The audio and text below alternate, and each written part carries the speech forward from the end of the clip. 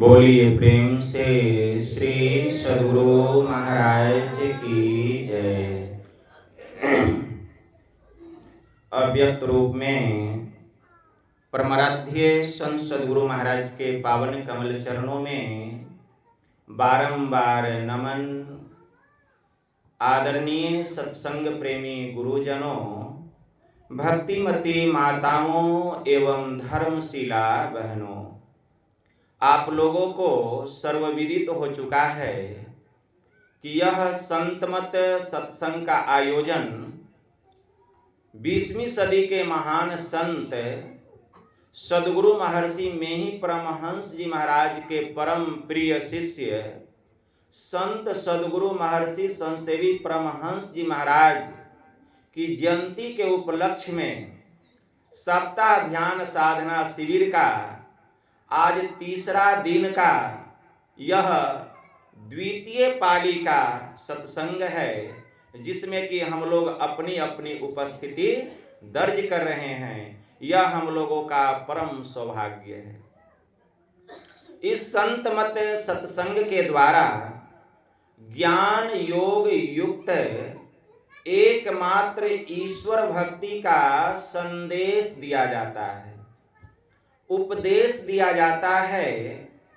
प्रत्येक प्राणी मात्र को बोध कराया जाता है कि ज्ञान क्या है, योग क्या है, भक्ति क्या है, जीव क्या है, माया क्या है, ब्रह्म क्या है। इन सभी रहस्यमय बातों का ज्ञान सत्संग के माध्यम से यह जो जीव अबोध बना हुआ है, सत्संग श्रवण करते करते एक दिन वह सुबोध और परम ज्ञानी हो जाता है। अभी संत स्तुति और गुरु वंदना से पाठ का शुभारंभ हुआ। हम लोगों ने अति ही मनोयोग पूर्वक भक्ति युक्त ढंग से पाठ का श्रवण किया। तत्पश्चात श्री रामचरितमानस सार सटीक सप्तम सोपान उत्तर कांड से भी हम लोगों ने पाठ का श्रवण किया। पाठ के क्रम में भगवान शिव जी और माता पार्वती जी के बीच के संवाद को हम लोग सुन रहे थे। भगवान शिव जी और माता पार्वती के बीच का संवाद बड़ा ही गंभीरतम और रहस्यमय ज्ञान। लेकिन इसके पहले एक छोटा सा प्रसंग है। प्रसंग क्या है कि एक बार देवर्षि नारद बाबा भगवान शिव जी से मिलने कैलाश पर्वत गए। कहाँ गए? कैलाश पर्वत गए। जब कैलाश पर्वत गए तो भगवान शिव जी वहां नहीं थे, कहीं टहलने भ्रमण करने घूमने गए हुए थे। अब माता पार्वती अकेली बैठी हुई थी। देवर्षि नारद बाबा को बड़ा अच्छा मौका मिल गया आग लगाने का। क्या लगाने का? आग लगाने का। देवर्षि नारद बाबा जब आते हैं तो माता पार्वती प्रणाम करती है कि देवर्षि प्रणाम। देवर्षि भी प्रणाम करते हैं माता पार्वती को और कहते हैं कि माँ,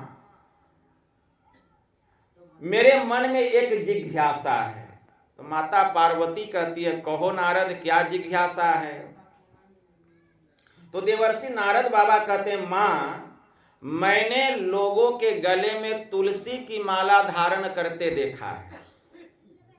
बहुत लोग अपने गले में मोतियों की माला भी धारण करते हैं, तो बहुत लोग अपने गलों में फूलों की माला भी धारण करते हैं। माँ, मैंने यहाँ तक देखा है कि बहुत लोग अपने गले में रुद्राक्ष की भी माला धारण करते हैं, लेकिन माँ, आज तक मैंने किसी के गले में नर मुंड की माला धारण करते नहीं देखा। फिर क्या वजह है कि भगवान भोलेनाथ अपने गले में नर मुंड की माला धारण किए रहते हैं? अब तो माँ पार्वती भी चकित हो गई। वह भी आज तक ध्यान नहीं दी थी। कहा, हम इनकी पत्नी हैं, सोना जागना उठना बैठना घूमना फिरना 24 घंटा होता है, लेकिन हमको पता नहीं है, इनको यह बात कैसे पता है। वो जानती नहीं थी, वह सोच में पड़ गई, इस रहस्य को वह भी नहीं जानती थी। तो कहती है कि देखिए नारद बाबा, इस बात को तो मैं भी नहीं जानती हूं। तो देवर्षि नारद बाबा कहते, मां कोई बात नहीं, अभी मैं जाता हूं, बाद में आप मुझे बतला दीजिएगा। देवर्षि नारद बाबा चले गए। उधर से घूमते घूमते भगवान भोलेनाथ आए, भगवान शिव जी आए, आकर बैठे माता पार्वती के बगल में। देखती है गले में ध्यान लगा करके छोटा छोटा नर मुंड का माला है। सही में बात तो सत्य है।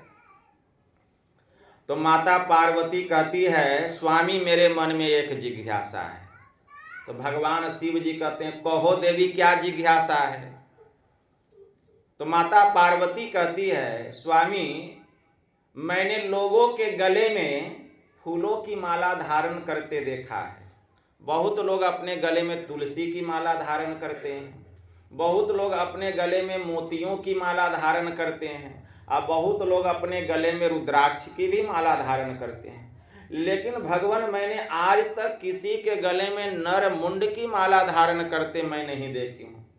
फिर क्या वजह है स्वामी कि आप अपने गले में नर मुंड की माला धारण किए हुए हैं। अब तो भगवान शिव भी सोच में पड़ गए कि इतना दिन से यह बात नहीं पूछी, आज इसके मन में क्या सूझी जो कि यह बात मुझसे पूछी। तो भगवान शिव जी ध्यान लगाते हैं, ठीक है ना। उनको सब खबर मिल गया कि नारद आया, वही आग लगा के चला गया, अब पति पत्नी में झगड़ा होगा, ठीक है। तो भगवान शिव जी कहते हैं कि देवी यहाँ देवर्षि नारद आया था क्या। तो माता पार्वती कहती है, यह मत पूछिए कि कौन आया था, यह मत पूछिए कि कौन आया था, मेरे सवाल का जवाब दीजिए स्वामी आप, कि आप अपने गले में नर मुंड की माला क्यों धारण किए रहते हैं, मैं जानना चाहती हूं। अब भगवान शिव भी समझ गए कि बिना जाने मानेगी नहीं। नारी जो होती है वह हठी होती है, एक बात का हठ कर ले तो जब तक उसका हठ पूरा नहीं हो उसको चैन नहीं मिलता है, संतुष्टि नहीं मिलता है, शांति नहीं मिलता है, सुख सकून सब उसका खत्म हो जाता है। तो भगवान शिव जी सोचे कि आज हम इसको बता ही देते हैं। तो भगवान शिव जी कहते हैं, देवी अगर तुम जानना चाहती हो तो सुनो, मेरे गले में जो तुम यह नर मुंड की माला देख रही हो, यह किसी और का मुंडा नहीं है, यह सारा तुम्हारा ही मुंडा है, यह किसी और का मुंडा नहीं है। ये जितना मुंडा देख रही हो गले में, सारा तुम्हारा मुंडा है। अब तो माता पार्वती और चिंतित कहती है, स्वामी सारा मेरा मुंडा है, मैं नहीं समझी। देवी तुम नहीं जानती हो, जितना बार तुम्हारा जन्म हुआ उतना बार मेरा तुमसे विवाह हुआ, अब फिर तुम मर गई, शरीर छूट गया, तो मैं तुम्हारे वियोग में रह नहीं पाता था, तुमसे इतना प्रेम करता था तो तुम्हारे मुंडे को अपने गले में माला बनाकर पहन लेता था। तुमसे इतना प्रेम था कि तुम्हारे मुंडे को अपने गले में माला बनाकर, जितना बार तुम्हारा जन्म हुआ है, देख लो कितना मुंडा है, इतना बार तुम्हारा जन्म हुआ है और इतना बार तुम्हारी मृत्यु हुई है, लेकिन हमको तुमसे कितना प्रेम कि तुम्हारे सारे मुंडे को मैंने अपने गले में माला बनाकर मैं धारण किया। तो माता पार्वती कहती है, स्वामी मेरा जन्म होता है, मेरी मृत्यु होती है, क्या आपका जन्म नहीं होता है, आपकी मृत्यु नहीं होती है। तो भगवान शिव कहते हैं, नहीं देवी, मेरा न जन्म होता है और न मेरी मृत्यु होती है। क्यों? क्योंकि मैं अजर अमर हूं, मैंने अमर ज्ञान को प्राप्त किया है, मैंने अमर ज्ञान को प्राप्त किया है। जो अमर ज्ञान को प्राप्त कर लेता है उसका न जन्म होता है और न उसकी मृत्यु होती है। बोलिए प्रेम से।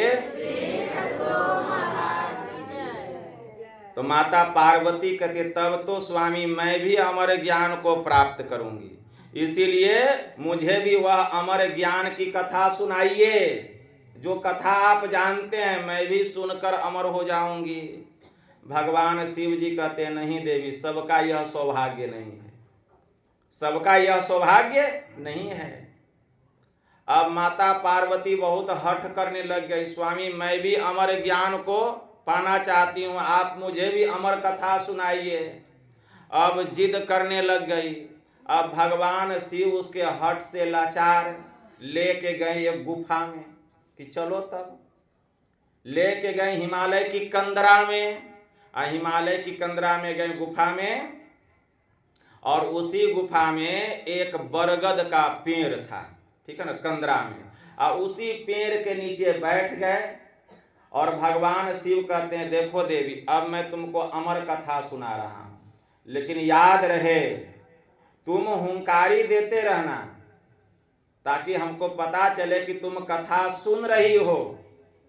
हुंकारी देती रहना और ध्यान से सुनना, तब तुम भी सदा के लिए अमर हो जाओगी। भगवान शिव की बात मानकर माता पार्वती ध्यान से कथा सुनने लगी। भगवान शिव जी कथा सुनाने लग गए। लेकिन जिसका पुण्य होगा वही ना उस कथा को सुनेगा। माता पार्वती को बीच में ही नींद लग गई, उसकी आंख बंद हो गई, वह सो गई कथा सुनते सुनते, और उसका हुंकारी देना बंद। और उसी बरगद के पेड़ पर एक कबूतरी जो थी एक अंडा दी थी घोंसला में, कबूतरी अंडा दी थी, और वह अंडा जो था वह गंदा हो गया था, खराब हो गया था, क्योंकि भगवान शिव डमरू बजा दिए थे ताकि कोई इस कथा को नहीं सुने। सब चिड़िया मैना भाग गया, अंडा कहाँ जाएगा भाग करके, वह अंडा गंदा हो गया। लेकिन उस अमर कथा के प्रभाव से उस अंडे में जान आ गया, वह अंडा पुष्ट हो गया। और पुष्ट ही नहीं हुआ, वह अपने से फट गया, उससे बच्चा निकल गया। माता पार्वती तो सो गई, अब वह बच्चा हुंकारी देने लगा, वह बच्चा जो था वह हुंकारी देने लगा। तो भगवान शिव जी को लगा कि पार्वती जो है अमर कथा सुन रही है, हुंकारी दे रहा है। जब भगवान शिव कथा को समाप्त कर दिए, जब उनका आंख खुला तो देखते हैं पार्वती तो सोई हुई है, ये हुंकारी कौन दे रहा था। चारों ओर नजर दौड़ाते हैं तो देखते हैं कि पेड़ पर एक घोंसला है, उसी में एक बच्चा है, वही हुंकारी दे रहा है। अब वह बच्चा भी बड़ा हो गया था, अमर हो गया था, सुन करके कथा सुन के अमर हो गया। भगवान शिव जी को क्रोध आया और अपना त्रिशूल उठा लिए उस कबूतर को मारने के लिए। वह कबूतर बेचारा भय के मारे, डर के मारे उड़ा और भाग रहा है। अब भगवान शिव पीछे पीछे उस कबूतर को मारने के लिए त्रिशूल लेकर के दौड़ रहे हैं। इधर वेद व्यास जी महाराज की जो पत्नी थी वह स्नान करके आई थी चबूतरे पर, और चबूतरे पर आई थी, इतना जोर का उसको हाफी आया कि वह कबूतर का जो बच्चा था उसके मुंह में घुस गया, घुस करके पेट में चला गया। अब पेट में जब चला गया भगवान शिव जी रुक गए, वेद व्यास जी महाराज भी आ गए। देखते हैं भगवान शिव एकदम क्रोधित हैं, कहते हैं स्वामी क्या बात है, आप इतने आक्रोश में क्यों हैं। भगवान शिव जी कहते हैं कि एक कबूतर का जो बच्चा है वह मेरा अमर कथा चुरा करके तुम्हारी पत्नी के पेट में घुस गया है। तो कहें स्वामी अब तो वो घुसिए गया तो अब क्या कीजिएगा, अब उसको मारिएगा तो मेरी पत्नी का भी हत्या हो जाएगा, इसीलिए अब प्रभु आप जाइए।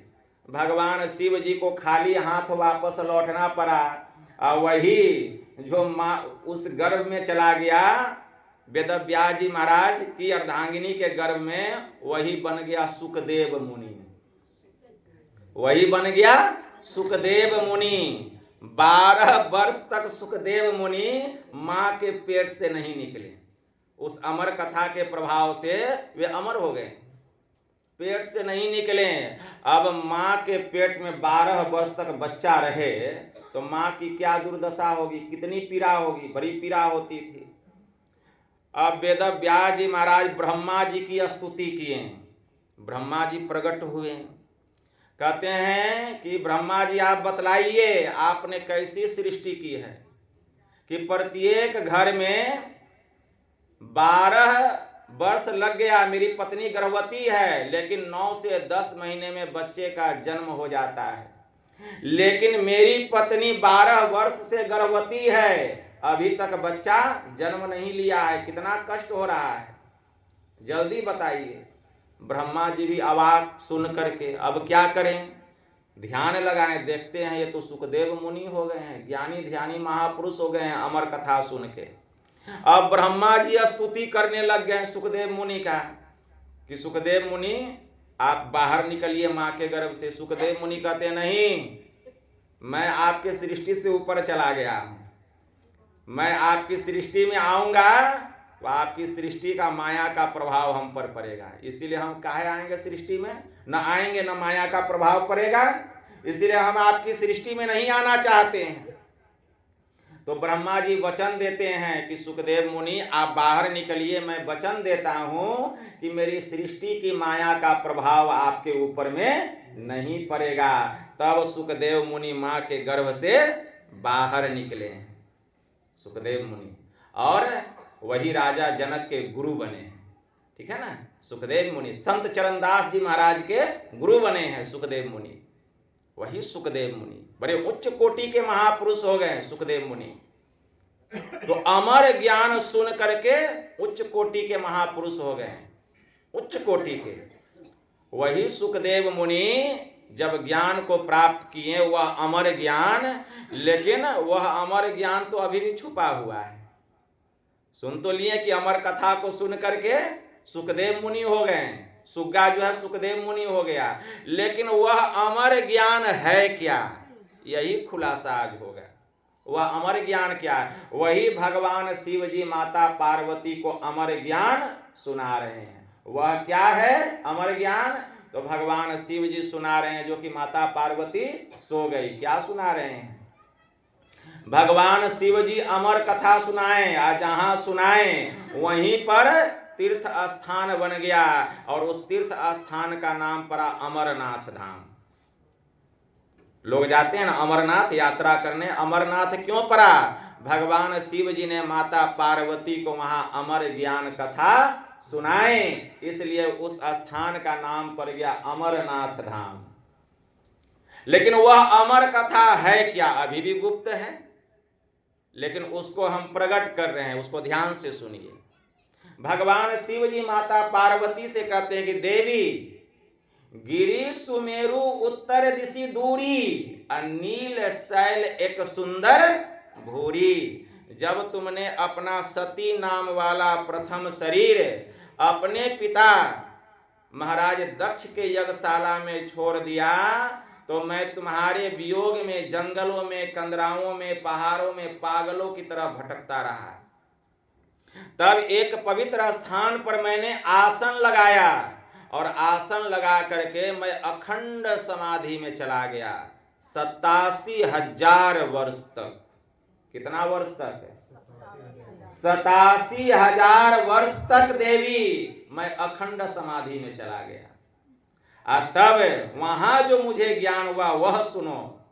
गिरि सुमेरु उत्तर दिशि दूरी, मैंने सुमेरु गिरि से दूर उत्तर दिशा में एक बड़ा सुंदर नील पर्वत को देखा, और उस नील पर्वत के ऊपर तासु कनकमय शिखर सुहाए। उस नीलगिरी पर्वत के ऊपर मैंने 4 सोने के शिखर को देखा, तिन्ह पर एक एक बिटप विशाला, अब बट पीपल पाकरी रसाला। और उस 4 सोने के शिखर के पास मैंने 4 विशाल वृक्ष को देखा। पहले सोने के शिखर के पास आम का पेड़, दूसरे सोने के शिखर के पास पीपल का पेड़, तीसरे सोने के शिखर के पास बरगद का पेड़, और चौथे सोने के शिखर के पास बट पीपल पाकरी रसाला। पाकर का पेड़ मैंने देखा। ये 4 स्वर्णमय शिखरों के पास मैंने 4 विशाल वृक्षों को देखा। तो उस नीलगिरी पर्वत को पहले जानना मुश्किल है। यह 4 सोने का शिखर और 4 जो है विशाल वृक्ष, ये क्या है? ज्ञान कहाँ छुपा हुआ है समझिए। गिरी सुमेरु, सुमेरु गिरी किसको कहा गया? सुमेरु गिरी से दूर उत्तर दिशा में मैंने एक बड़ा सुंदर नीलगिरी पर्वत देखा। सुमेरु गिरी किसको कहा गया? हम सबका जो यह मनुष्य का शरीर है, हमारे सबसे पीछे में क्या है? पीठ है। पीठ के बीचों बीच क्या है? मेरुदंड है। अब मेरुदंड के बीचों बीच एक खड़ी रेखाधार है। मेरुदंड के बीचों बीच एक खड़ी रेखाधार है। उसी खड़ी रेखाधार को सुमेरु गिरी कहा गया।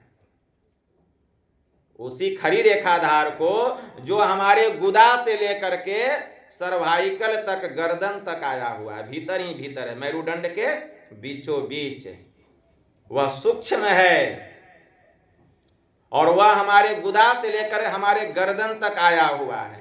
इसी सुमेरु गिरी में 5 चक्र लगे हुए हैं। कितने चक्र लगे हुए हैं? 5 चक्र। सबसे नीचे जहां से इसका शुरुआत हुआ है, जहां से प्रारंभ हुआ है, मूलाधार चक्र उसी सुमेरु गिरी में लगा हुआ है। उसी मेरुदंड के बीचों बीच जो खड़ी रेखाधार है, सबसे नीचे है मूलाधार चक्र, जिसके मालिक, जिसके स्वामी गणेश देवता बतलाए गए। इसीलिए गणेश भगवान प्रथम पूजे जाते हैं। जब साधक ध्यान करता है तो गणेश जी की भी पूजा हो जाती है। लेकिन बहुत साधक लोग सोचते हैं कि हम गणेश भगवान का पूजा कहाँ किए हैं, तो सत्संग सुनेंगे तब ना ज्ञान होगा। उसी सुमेरु गिरी के ऊपर, ठीक है ना, दूसरा चक्र है जिसको कि लिंग चक्र कहा गया। उसको लिंग चक्र कहा गया। मूलाधार चक्र के ऊपर में स्वादिष्ठान चक्र मतलब लिंग चक्र, उसको स्वादिष्ठान चक्र भी कहा गया, लिंग चक्र भी कहा गया। जिसके स्वामी, जिसके मालिक, जिसके देवता कौन बतलाए गए? ब्रह्मा जी बतलाए गए। उसी सुमेरु गिरी के ऊपर, उसी सुमेरु गिरी के ऊपर जो मेरुदंड के बीचों बीच खड़ी रेखाधार है, उसी के ऊपर एक तीसरा चक्र है, उसको मणिपूरक चक्र कहा गया। जिसके स्वामी, उसको मणिपूरक चक्र या नाभि चक्र भी कहा जाता है। ये नाभि है ना, नाभि चक्र भी कहा जाता है, मणिपूरक चक्र भी कहा जाता है। जिसके मालिक, जिसके स्वामी, जिसके देवता भगवान विष्णु बतलाए गए। तो ब्रह्मा जी की भी पूजा हो गई, भगवान विष्णु की भी पूजा हो गई, जो साधन करते हैं गुरु से ज्ञान लेके, लेकिन उनको पता नहीं है। लेकिन अब सुनेंगे तो पता हो जाएगा कि कोई वंचित नहीं रहा है। उसी सुमेरु गिरी के ऊपर मेरुदंड के बीचों बीच जो खड़ी रेखाधार है, उसी सुमेरु गिरी के ऊपर एक चौथा चक्र है जिसको अनाहत चक्र कहा गया, मतलब हृदय चक्र। जिसके स्वामी, जिसके मालिक, जिसके देवता, देवों के देव महादेव भगवान शिव जी बतलाए गए। इसी सुमेरु गिरी मेरुदंड के बीचों बीच जो खड़ी रेखाधार है, इसी सुमेरु गिरी के ऊपर एक 5वां चक्र है जिसको विशुद्ध चक्र कहा गया। विशुद्ध चक्र मतलब कंठ चक्र, जिसकी देवी, जिसकी स्वामिनी माता सरस्वती बतलाई गई, जहां से 16 स्वर प्रकट हुआ है। यहां इसका अंत हो गया। सुमेरु गिरी का क्या हुआ? यहां अंत हो गया। इसी सुमेरु गिरी में ये 5 चक्र लगे हुए हैं। जो हठ योगी होते हैं वे हठ योग के द्वारा एक एक चक्र को जगाते हैं, एक एक चक्र को जगाते हैं। सांडल्योपनिषद में बड़ा अच्छा मंत्र आया है, यथा सिंहो गजो व्याघ्रो भवे द्वस्य शने शने तथैव सेवितो वायुर्न्यथा हन्ति साधकम। जैसे बाघ, सिंह और हाथी धीरे धीरे काबू में आता है, वैसे ही प्राणायाम की क्रिया के द्वारा हठ योगी धीरे धीरे प्राण का आयाम मतलब वश में करने का अभ्यास करते हैं, प्रयास करते हैं। लेकिन यह क्रिया सापद है, इसमें अभ्यासी की जान तक जा सकती है। इसके लिए वे क्या करते हैं? रेचक, पूरक और कुंभक की साधना करते हैं। जो हठ योगी होते हैं वे क्या करते हैं? प्राणवायु को ग्रहण करते हैं, कुछ देर तक रोक करके रखते हैं। रोक करके रखना यह कुंभक की साधना है, और फिर अपान वायु को छोड़ते हैं। इस तरह से प्राण का आयाम करने का मतलब वायु को बस में करने का अभ्यास करते हैं। लेकिन हमारे परमाराध्य कहने की कृपा किए कि ऐसा करने में हमारे जो फेफड़े हैं उसके तंतु बड़े मुलायम होते हैं, बड़े कमजोर होते हैं। इससे फेफड़े का तंतु फटने का खतरा रहता है, जिससे अभ्यासी की जान तक जा सकती है।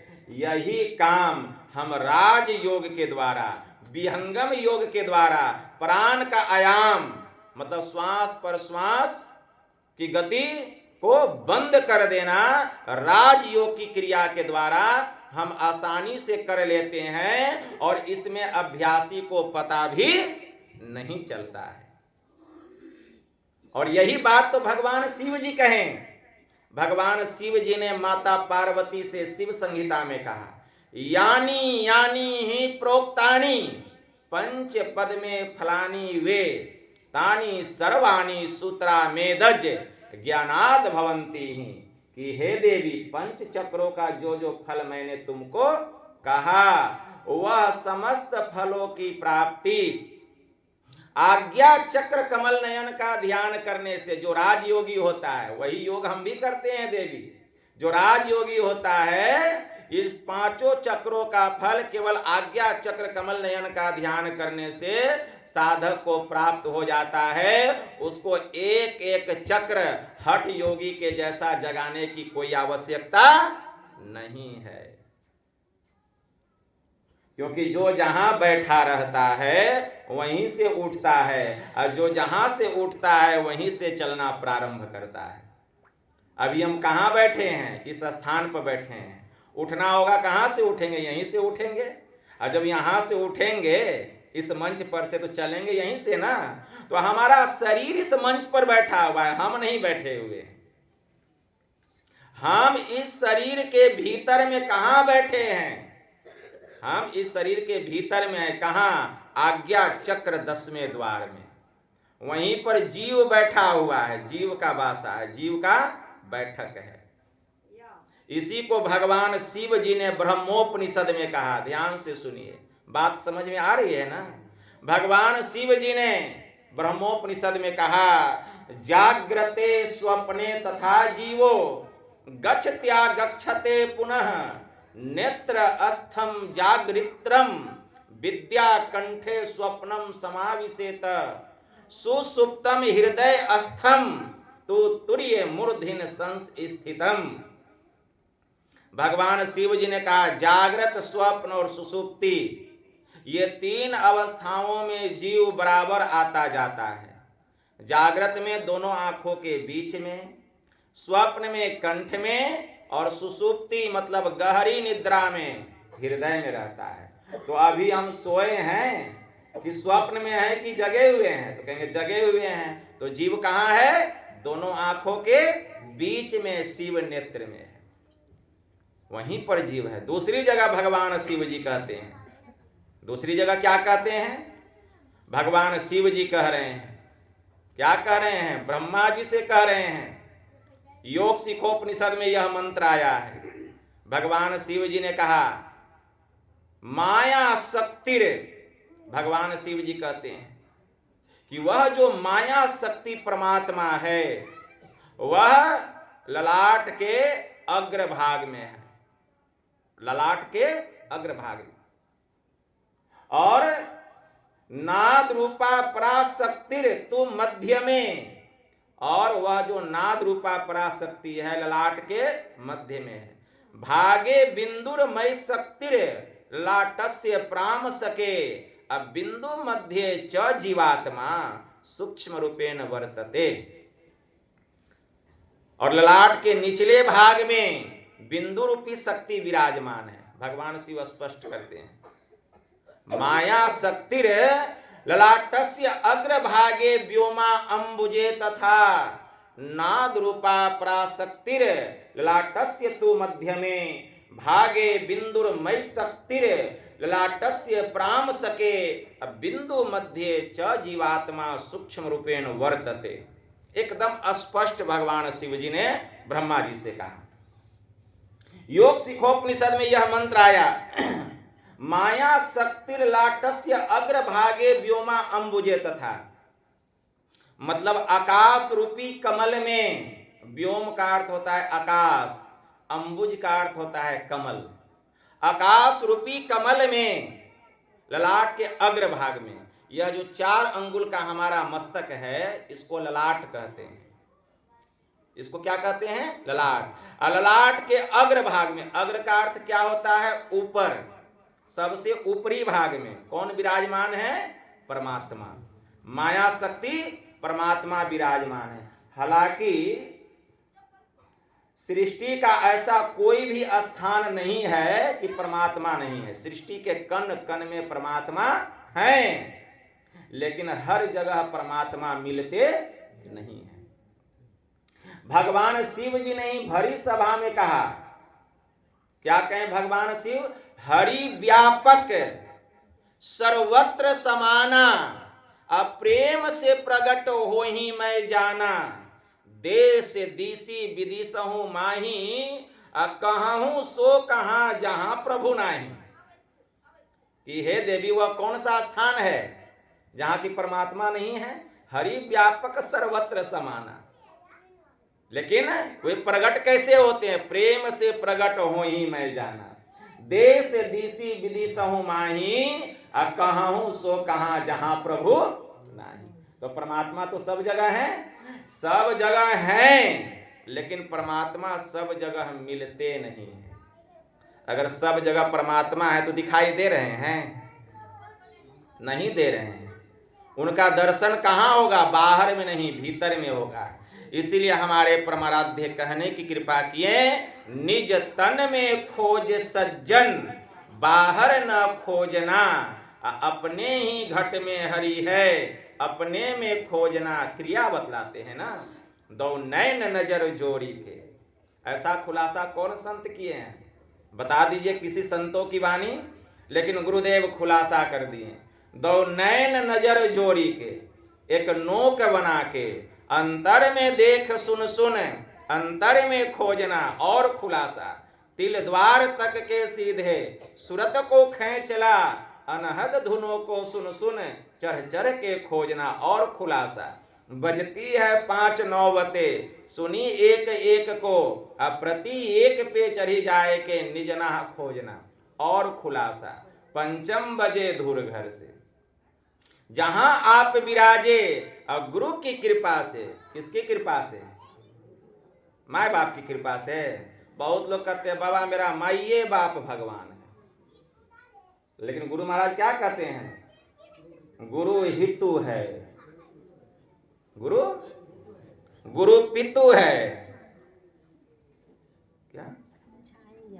गुरु ही जीव के मितु है। गुरु हितु है, गुरु पितु है, गुरु ही जीव के मितु है।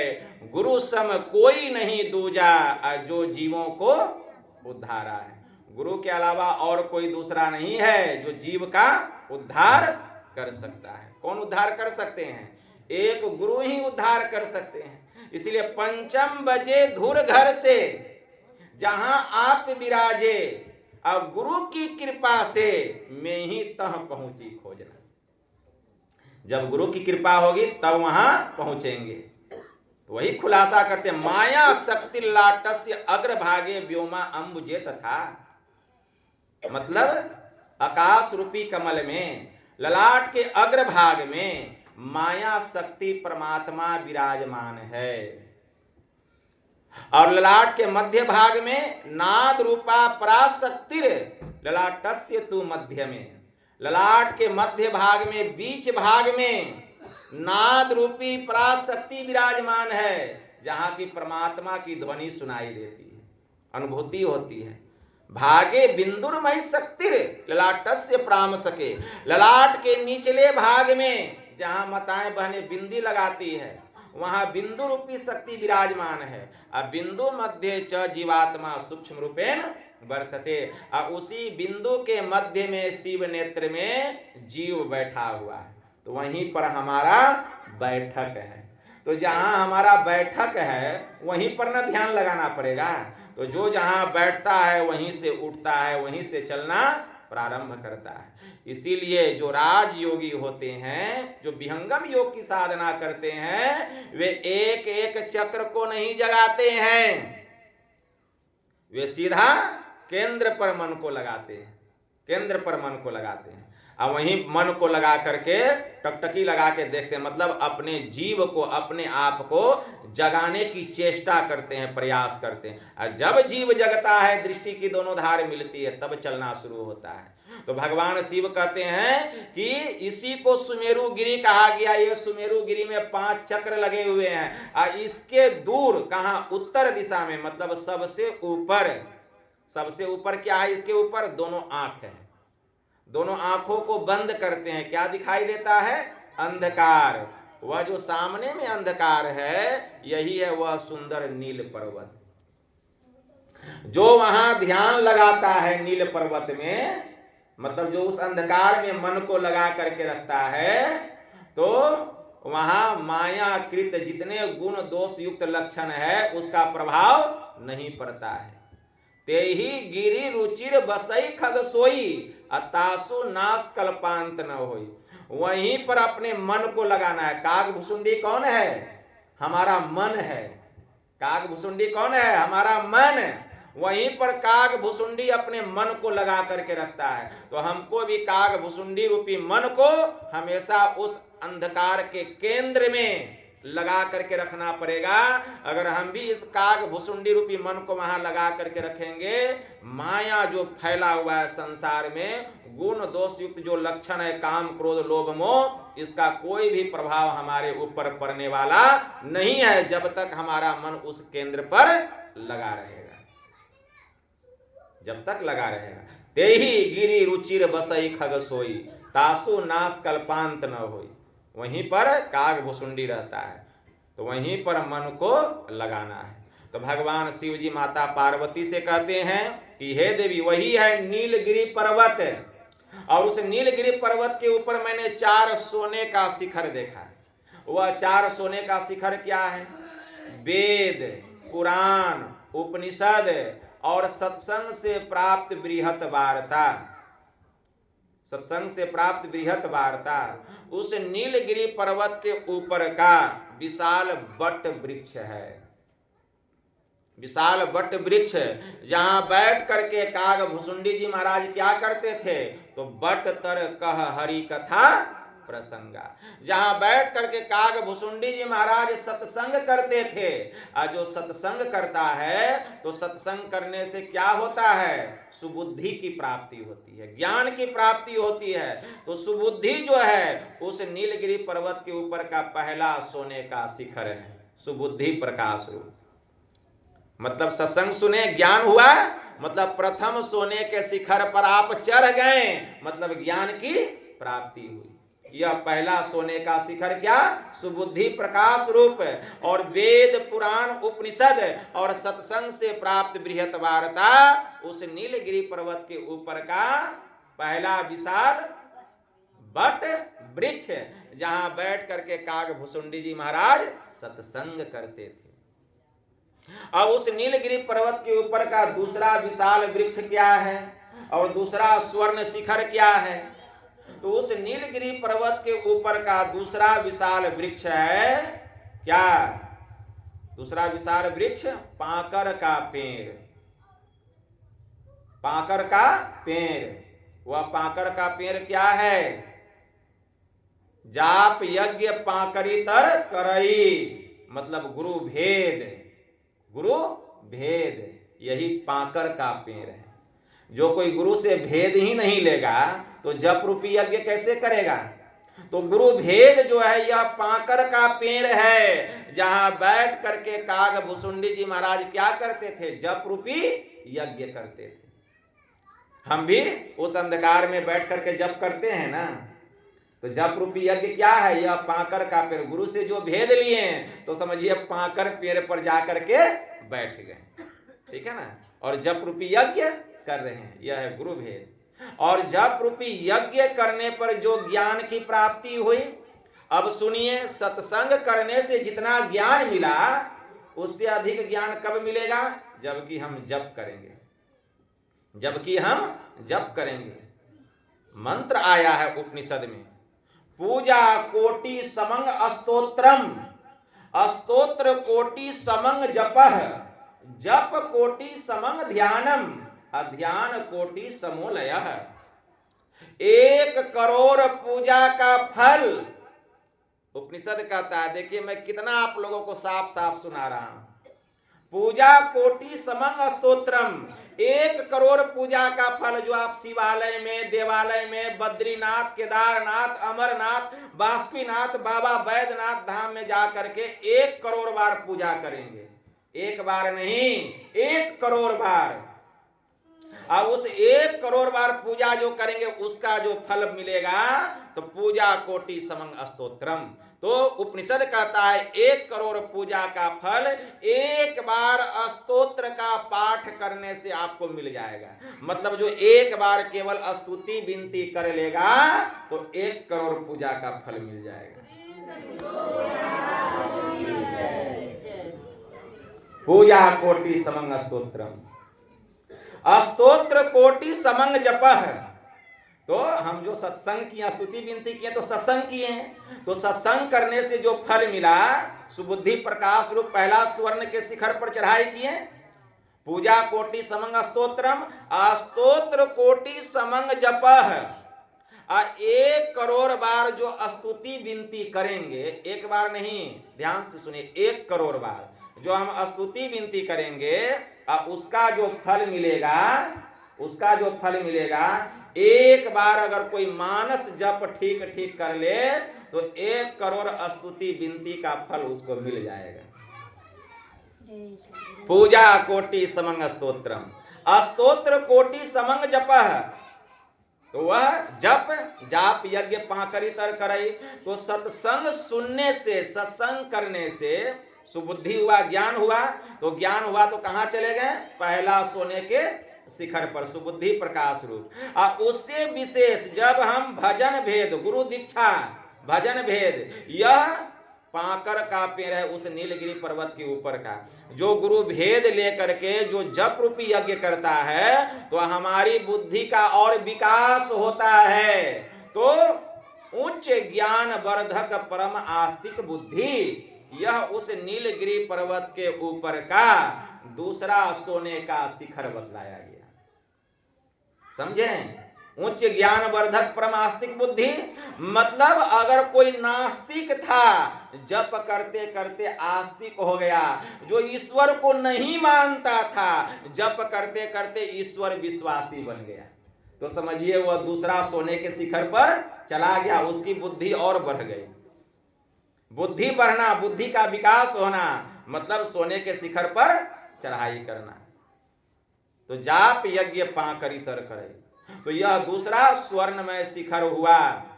उच्च ज्ञान वर्धक परम आस्तिक बुद्धि, उस नीलगिरी पर्वत के ऊपर का दूसरा सोने का शिखर। और गुरु भेद, यह उस नीलगिरी पर्वत के ऊपर का दूसरा पाकर का पेड़, जहां बैठ करके काग भुसुंडी जी महाराज जप रूपी यज्ञ करते थे।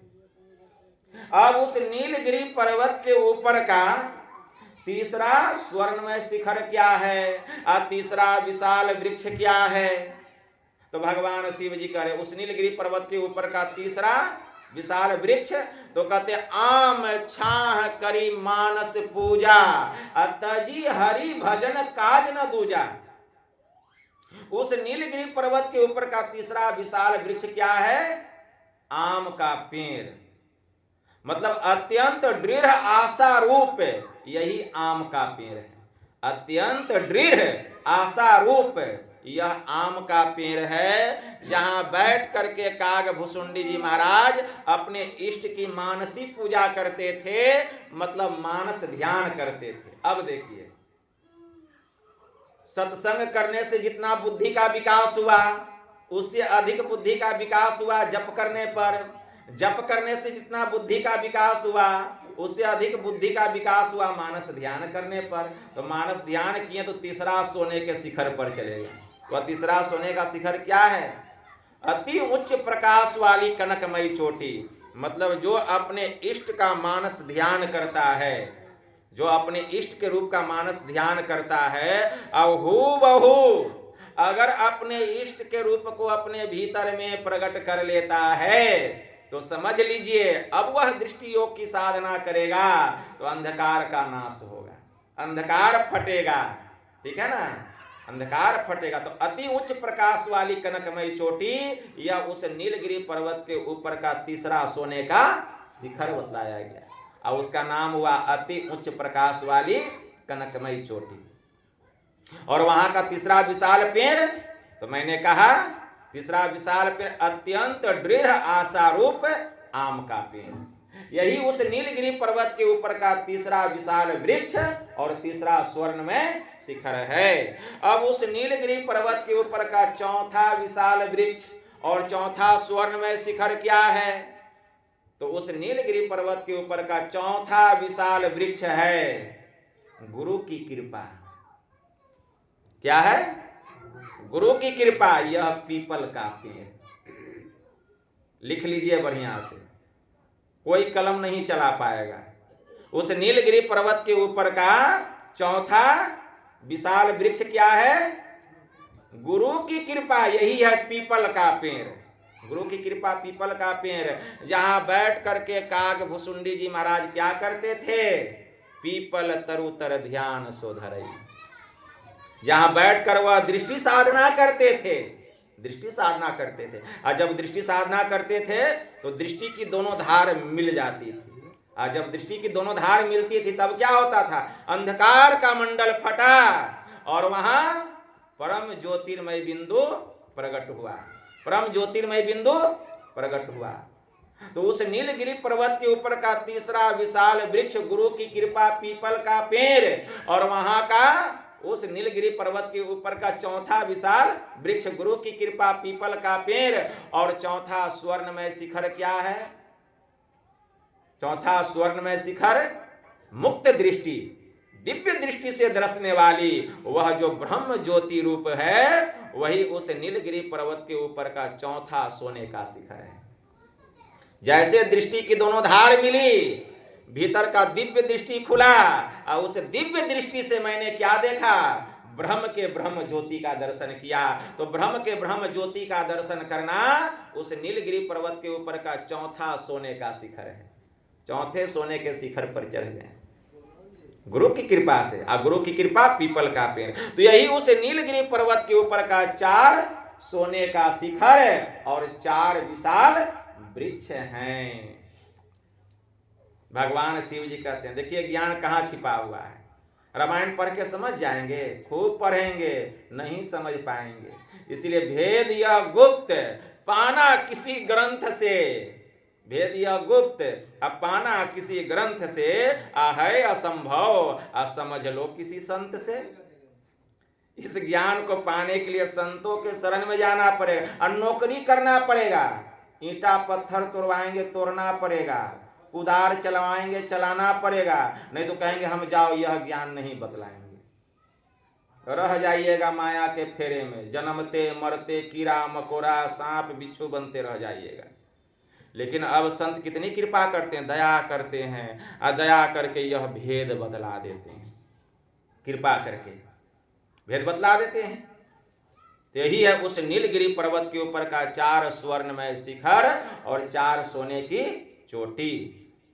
अब जो 4 चौथे स्वर्ण में शिखर पर चढ़ गया, मतलब जो ज्योति मंडल में चला गया, तब ज्योति मंडल में जाके कहाँ गया, तो भगवान शिव जी कहते देखिए अमर ज्ञान कैसा है, भगवान शिव सुना रहे, इसको हम खुलासा किए हैं, न तो अमर ज्ञान अमरे कथा रह जाएगा, ठीक है ना।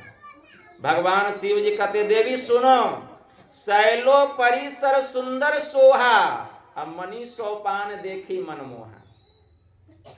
उस नीलगिरी पर्वत के ऊपर मैंने एक सुंदर सरोवर को देखा। सुंदर सरोवर, सरोवर क्या है, जो ज्योति मंडल में जाता है, बिंदु में प्रवेश करता है तो सहस्त्र दल कमल में जाता है। सहस्त्र दल कमल जो है यह सरोवर है।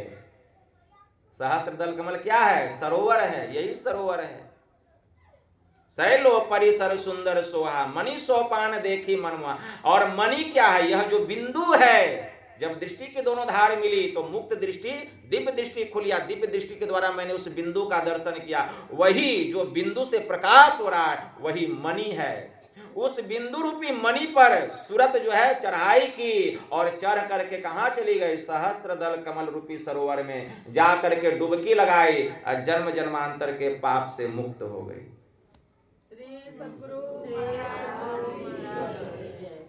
तो शैलो परिसर सुंदर सोहा, मणि सोपान देखी मन मोहा। तो उसको देख कर वह जो बिंदु प्रकट हुआ मेरा मन मोहित हो गया। भगवान शिव जी कहते हैं अब मैंने देखा क्या, शीतल अमल मधुर जल। उस सरोवर में मैंने देखा क्या, उस सरोवर का जल शीतल है, एकदम ठंडा, पाक साफ मल रहित निर्मल जल है और बड़ा मधुर जल है। और उसमें रंग बिरंग के कमल खिले हैं, 5 रंग का कमल खिला है। मतलब सहस्त्र दल कमल में 5 रंग का प्रकाश होता है। 5 रंग का प्रकाश मतलब 5 मंडल का प्रकाश होता है। गुरु महाराज की वाणी में आया, सहस्त्र दल कमल ज्योति करे झलमल, त्रिकुटी में सूर्य उदय हो। वहां 5 रंग का प्रकाश होता है। जो सहस्त्र दल कमल में जाता है पूर्ण चंद्र का दर्शन होता है। और फिर इंद्रधनुष को देखे हैं, इंद्रधनुषीय रंग कैसे बनता है, तो सहस्त्र दल कमल में ज्योति मंडल का प्रकाश होता है। सहस्त्र दल कमल में विद्युत मंडल का प्रकाश होता है। विद्युत मंडल का प्रकाश लाल बतलाया गया, ज्योति मंडल का प्रकाश पीला बतलाया गया। सहस्त्र दल कमल में नक्षत्र मंडल का प्रकाश होता है, नीला बतलाया गया। सहस्त्र मंडल में दीप शिखावत मंडल का प्रकाश होता है, हरा बतलाया गया। सहस्त्र दल कमल में चंद्र प्रभा मंडल का प्रकाश होता है, जो उज्जवल दूध के जैसा सफेद बतलाया गया। ये 5 मंडलों का प्रकाश होता है। मैं बाहर की बात नहीं, भीतर की बात कर रहा हूं। ऐसा प्रकाश होता है, ऐसा नजारा। उस नजारे को देखेंगे बाहर का सब नजारा भूल जाएंगे। बाहर की खूबसूरती खत्म, भीतर की खूबसूरती को देख लिए, बाहर की खूबसूरती सब खत्म। ऐसा नजारा है। तो शैलो परिसर सुंदर सोहा, मणि सोपान देखी मनमोहा, शीतल अमल मधुर जल, जलज विपुल बहुरंग, कुंजत कलरव हंस गण अगुंजत मंजुल भृंग। और उस जलज पर मतलब वहां 5 रंग का जो प्रकाश हो रहा है, वहां हंसों का कलरव हो रहा है, भंवरों का गुंजार हो रहा है। हंसों का कलरव और भंवरों का गुंजार, प्रकाश मंडल में जो अनहद प्रकार के शब्द हो रहे हैं वही हंसों का कलरव और भंवरे का गुंजार कहा गया। यही बात तो भगवान शिव जी ने माता पार्वती को सुनाया, जो सुन नहीं पाई, सो गई। और सुना कौन, एक सुग्गा हो गया अमर, बन गया सुखदेव मुनि। वही भगवान शिव जी कहते हैं, श्रोता सुमति सुशील सुचि, कथा रसिक हरिदास, पाई उमा अति गोप्यमपि सज्जन करहि प्रकाश। हे देवी, ऐसे जब सज्जन श्रोता मिल जाते हैं, सुंदर बुद्धि के, सुशील सरल हृदय के, साफ हृदय के और हरि कथा के प्रेमी, जो तो संत महात्मा जो छुपा रखने योग्य जो ज्ञान की बात होता है वे अपने तक छुपा के नहीं रखते हैं, वे अपने भक्तों के सामने प्रकट कर देते हैं। वही आज मैंने तुम्हारे सामने प्रकट कर दिया। बोलिए प्रेम से श्री सद्गुरु महाराज की जय। तो यही थोड़ा सा मैं आप लोगों की सेवा में कहा, बस इतना ही कहकर मैं अपनी वाणी को यहीं विराम देता हूँ। बोलिए प्रेम से श्री सद्गुरु महाराज की। आरती संग सतगुरु के, जे अंतर जोत हो तलख लीजे। पांच तत्व तनय अग्नि जराई, दीपक चास प्रकाश करी।